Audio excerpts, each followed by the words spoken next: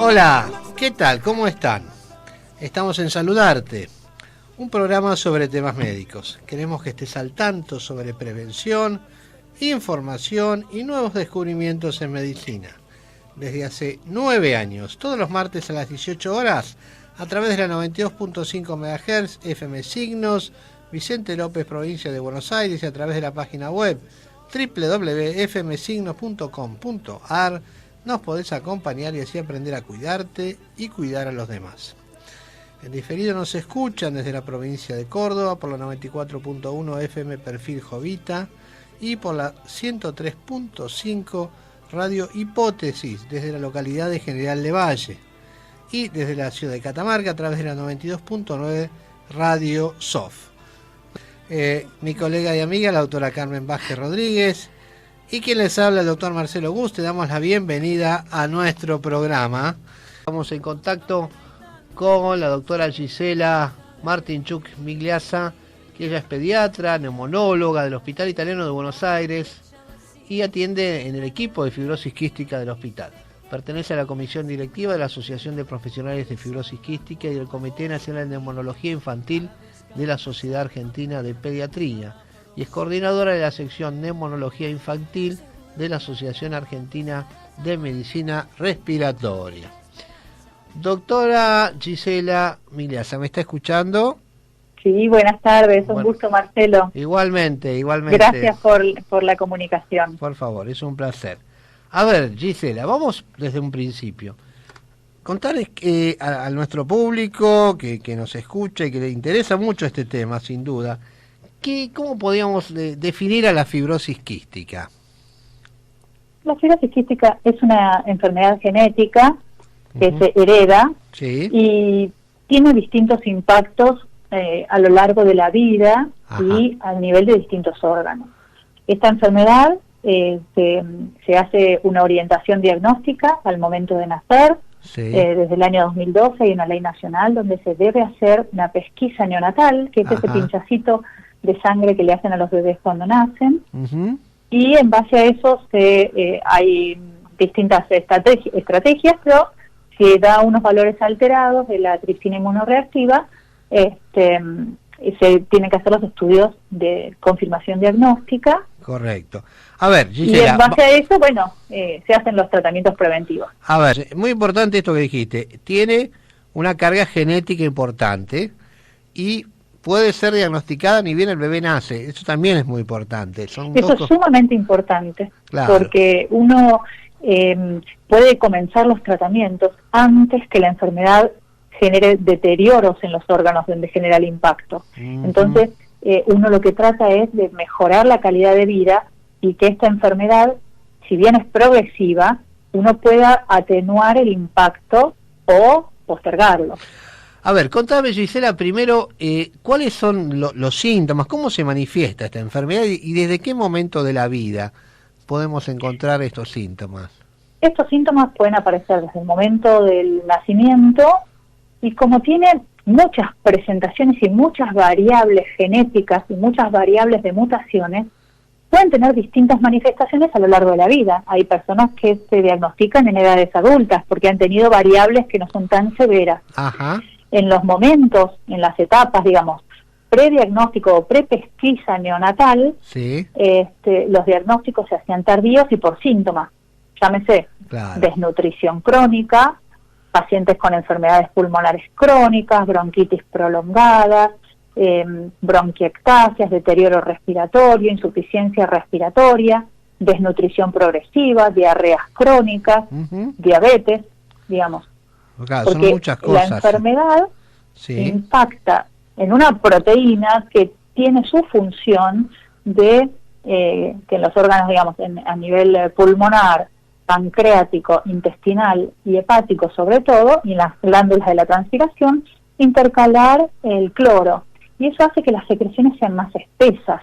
Ajá. Entonces, a nivel pulmonar, se generan obstrucción bronquial por estos mocos muy espesos, muy, sí, densos, sí, que pueden predisponer a que se infecten con algunos gérmenes, con unas bacterias que después habitualmente colonizan a los pulmones de estas personas que padecen esta enfermedad y genera una inflamación permanente. Entonces, en esa lucha de inflamación, infección y obstrucción, se va generando un daño progresivo a nivel pulmonar. Digamos, hablo de nivel pulmonar porque es lo que va deteriorando significativamente, claro, lo que le da morbilidad y un pronóstico más reservado a la evolución de esta enfermedad, entre otras cosas, ¿no? Es decir, que en los pulmones lo que hace es aumentar, se vuelve un poco más espeso, entonces me imagino que habrá una gran dificultad respiratoria, el paciente está proclive a las infecciones, es una situación muy, muy grave. Y yo me imagino a nivel pancreático, sabemos que el páncreas segrega enzimas digestivas y también segrega insulina. ¿Qué pasa entonces que con esta insulina hay predisposición a la diabetes también en las personas con fibrosis quística? Sí. Inicialmente, digamos, hay pacientes que tienen esta enfermedad y que tienen insuficiencia pancreática. Sí. Un porcentaje de los pacientes. Hay otros que no.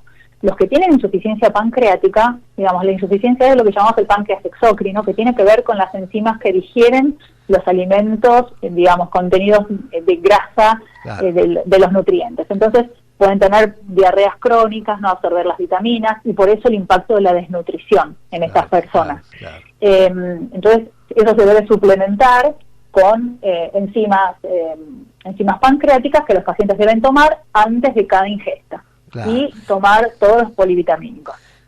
Con el avance de los años, algunas personas llegan a tener deterioro con la progresión a la intolerancia a la glucosa y con diabetes instaurada.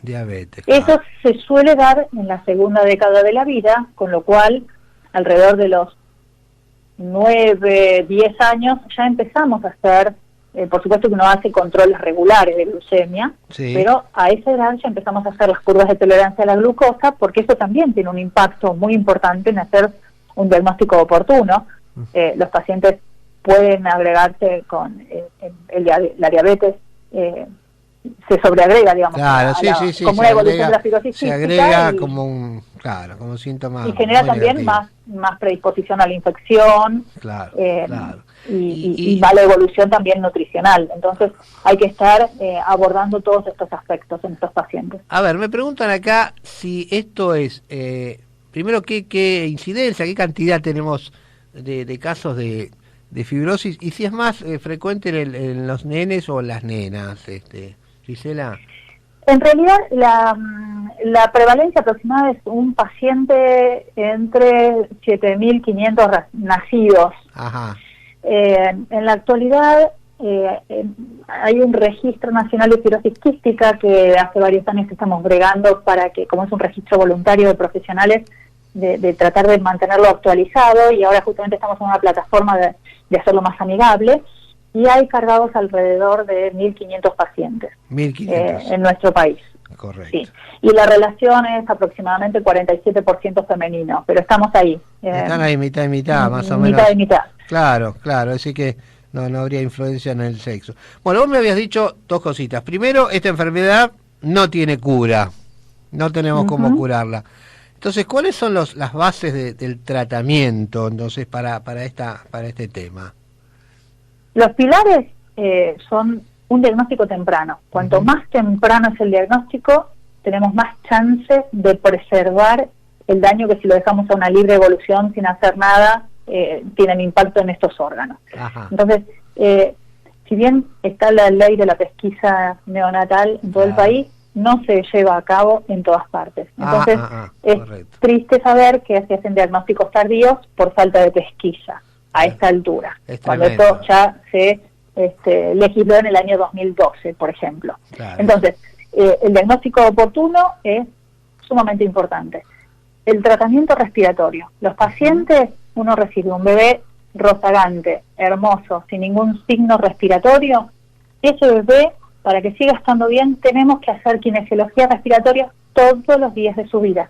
Ajá. Porque inicialmente no va a tener ningún impacto, o si tiene un resfrío, quizás un resfrío común en otro niño, en este niño le hacía una condición de una inflamación exagerada y persistente, entonces uno va a ir tomando cultivos de secreciones en estos niños, quizás más frecuentemente que en otros.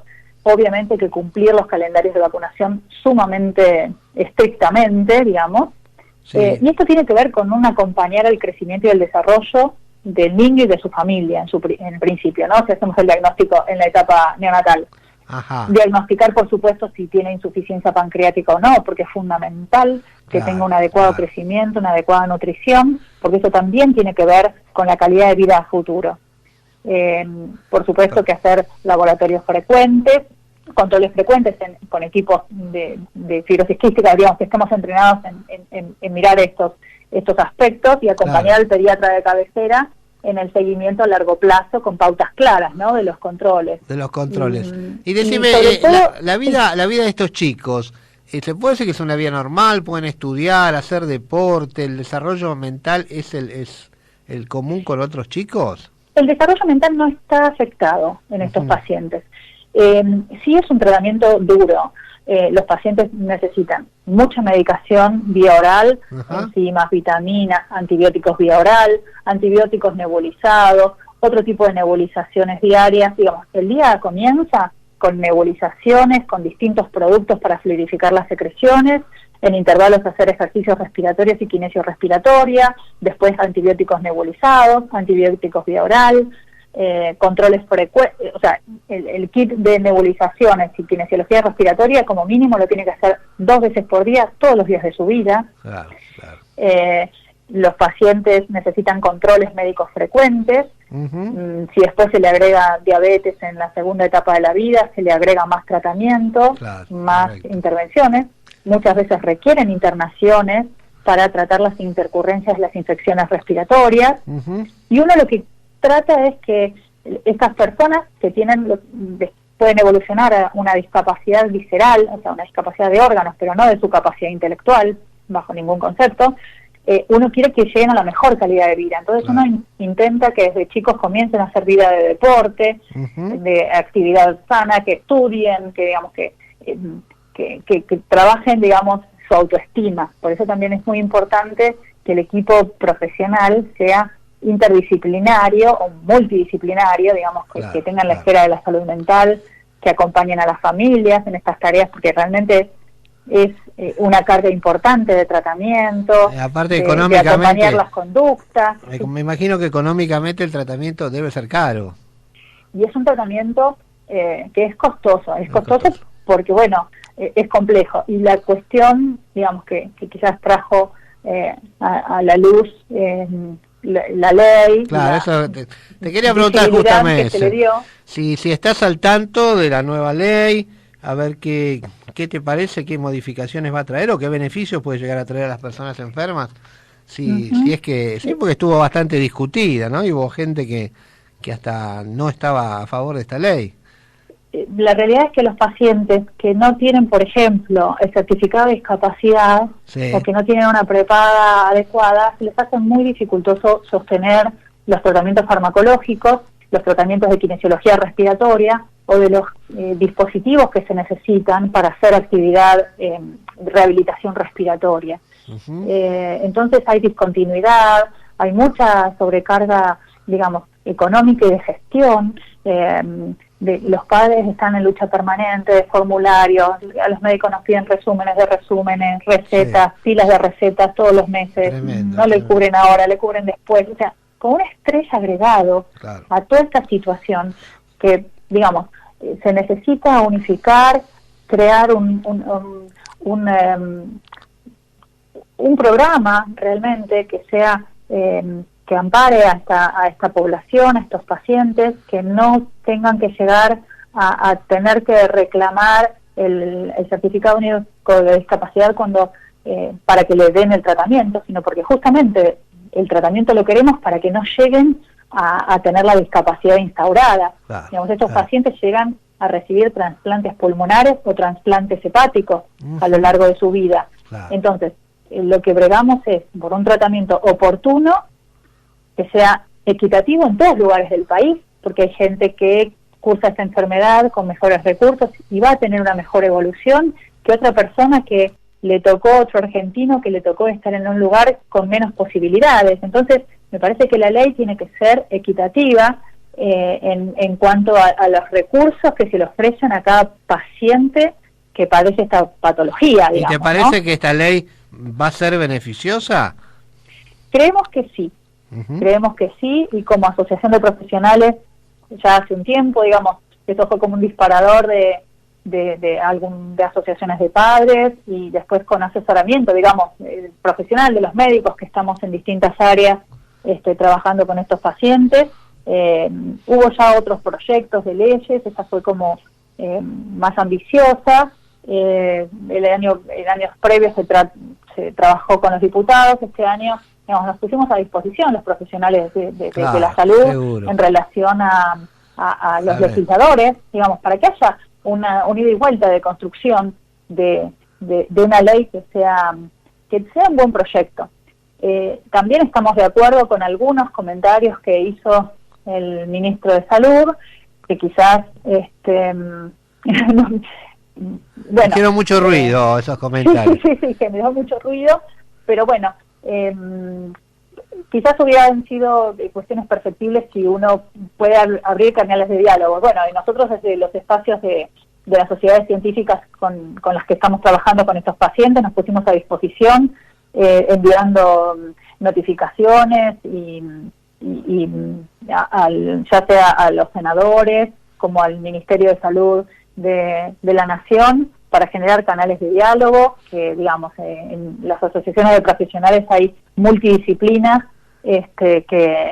con las que abarcamos, y bueno, me parece que esto es una construcción de diálogo, de evaluar cuáles son los recursos que tiene un país empobrecido como el que tenemos nosotros, pero bueno, cómo se debe distribuir, cómo se debe distribuir, digamos, desde el aspecto de los avances tecnológicos que están teniendo para los cuidados de estos pacientes, cuáles tienen las indicaciones precisas, digamos, porque no todos tienen estas medicaciones de alto costo a las cuales solo hizo referencia el ministro de Salud. Entonces hay indicaciones muy precisas, digamos, hay algunas variantes moleculares, hay algunos pacientes, dependiendo, por ahora, mayores de 12 años, digamos. Laboratorios en el país también están generando medicaciones de alto costo, que no es lo único, no es a lo único donde va dirigido esta ley, digamos. Hay muchos otros aspectos, como también el hecho de no tener que quizás indicar uno un certificado de discapacidad del paciente cuando nace, pero nosotros cuando nacen y hacemos el diagnóstico, el estudio molecular o el test del sudor, le tenemos que mandar a hacer el tratamiento del certificado único de discapacidad para que le cubran el tratamiento.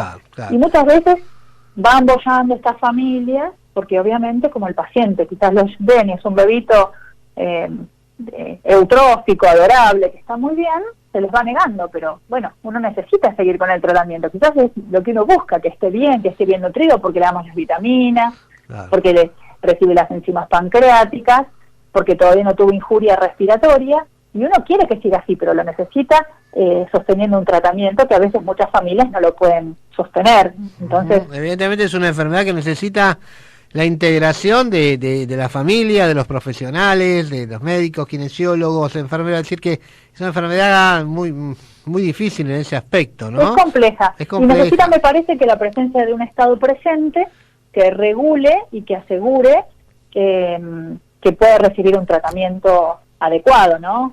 Y consideramos que el Comité Nacional de Evaluación de las Tecnologías Sanitarias también tiene que tener un impacto de información, de regular. Seguro.